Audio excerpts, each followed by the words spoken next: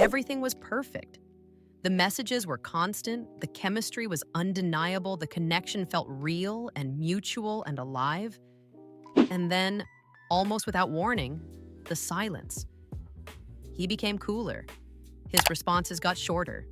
The energy that used to feel so natural between you started to feel like something you were working to maintain on your own. And your first instinct, the one that feels the most urgent and the most human, is to chase it, to reach out and ask what happened, to try to fix whatever broke, to close the distance before it becomes permanent. Don't do that, not yet. Not before you understand what's actually happening, because the action that feels most natural in this moment is often the one that accelerates the distance rather than closing it. Today, I'm going to walk you through the real psychology behind why men pull back, what's actually going on beneath the surface when it happens, and most importantly, how to respond in a way that draws him back toward you instead of pushing him further away. This is about reclaiming your power in a moment that was designed to make you feel like you have none. If you want to master the art of silent attraction and never again find yourself chasing someone who should be choosing you, subscribe to Female Magnetism. This channel is built on one principle. We don't chase, we attract. Hit the notification bell so you never miss what comes next. The first reason men pull back is what psychologists and relationship researchers sometimes call the rubber band effect. To understand this, you have to understand something fundamental about how most men experience intimacy and identity. Men, far more often than women, define a significant part of their sense of self through their independence, their individuality, the feeling that they are their own person with their own direction. And when a relationship intensifies, when closeness grows and emotional investment deepens, something counterintuitive happens.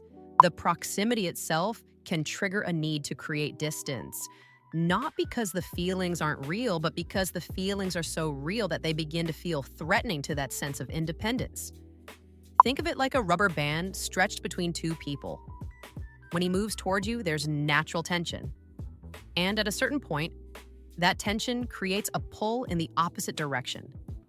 He needs to move back, to breathe, to remember who he is outside of the connection. The critical mistake most women make in this moment is pulling harder on their end of the band. More messages, more questions, more emotional pressure. And when you pull too hard, the band goes slack. The tension that was keeping him engaged disappears entirely. The rubber band only works when both people allow it to stretch and return naturally. When you let him have his space without chasing, the tension remains and it pulls him back to you. The second reason is fear of intimacy. This one runs deeper and is often the least consciously understood, even by the man experiencing it. As feelings grow, as a connection starts to feel genuinely significant, a particular kind of fear tends to surface in men who have not done the emotional work of becoming comfortable with vulnerability. Because real intimacy requires vulnerability. It requires letting someone see you fully and without armor, and trusting that what they find will be enough. And for many men, that level of exposure is genuinely frightening, often because of experiences and conditioning that go back long before you ever entered the picture. So what does a person do when something they want also frightens them? They test it. They create distance to see whether the connection survives it, whether you'll still be there, whether the relationship is something they can trust to be stable, even when they're not actively maintaining it. He pulls back not because he's lost interest, but sometimes because the interest has grown to the point where it feels like something he could actually lose. The withdrawal is a defense mechanism. It's his nervous system trying to manage something that has become emotionally significant enough to be genuinely risky. Understanding this doesn't mean accepting poor treatment. It means not personalizing something that was never entirely about you. The third reason is the loss of challenge. This one requires honesty because it touches on something that feels uncomfortable to acknowledge, but is nonetheless real. Human beings, and men in particular, are neurologically wired for pursuit. The brain's reward system responds powerfully to the process of working towards something, to the anticipation, the uncertainty, the gradual earning of something that has genuine value. When the chase is active, when there's a sense that your interest and time are things he has to continue earning, the neurological engagement is high. Dopamine is involved. The connection feels alive and dynamic. But when availability becomes complete and consistent, when there's no uncertainty, no sense of something still being discovered or still being won, the neurological engagement quietly shifts. It's not a conscious decision on his part. It's not that he decided you're less valuable. It's that the brain's reward system responds differently to certainty than it does to possibility. If the pursuit feels finished, the drive that was fueling his engagement begins to recalibrate. This is why maintaining your own life, your own interests, your own independent identity within a relationship is not a strategy or a game. It's the honest expression of a full human being, and it naturally preserves the dynamic that keeps attraction alive. Now, how do you actually handle it when he pulls back? The high-value response is built on one foundational principle. Mirror his energy and then go one step further into your own life.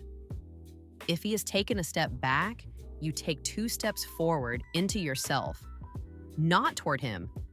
This means you do not send the message asking what's wrong. You do not reach out to check in to see if he's okay, to make sure you haven't done something to upset him.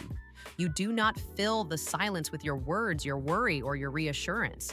Instead, you let the silence exist, and you use the time and energy you would have spent analyzing his behavior to invest fully in your own life, your friendships, your work, your personal goals, the things that were part of who you were before he came along, and that should still be central to who you are now.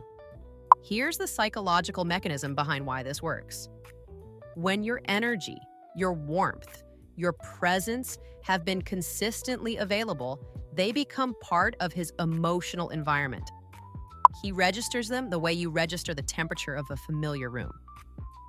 But when that energy is genuinely redirected, when you are no longer actively occupying that space in the dynamic, he feels the absence. Not theoretically, viscerally. The vacuum your pulled back energy creates is something the male psyche is deeply uncomfortable with, particularly when it was that person's energy he had grown accustomed to. He becomes aware of what's missing in a way he wasn't fully aware of what he had. And that awareness is what moves him. Your silence in this moment is not passive. It is the most active and powerful thing you can do. It communicates, without a single word, that your time and attention are genuinely valuable, that they are not guaranteed simply by his presence in your life, and that you are a woman who does not wait. A woman who turns inward and upward when someone else turns away. That quality, that refusal to collapse into anxiety or pursuit, is magnetic in a way that no perfectly crafted message ever could be. Let him wonder where you are. Let him notice the absence of what he had. Let him be the one to close the distance when and if he chooses to, from a place of genuine desire rather than comfortable habit. Comment, "I am my own priority" below if you're choosing to turn your focus back to yourself today, because that decision, that singular redirection of your energy, is where your power lives. And in the next video, I'm going to show you how to reappear after a period of distance in a way that is effortless, irresistible, and completely on your terms. See you there.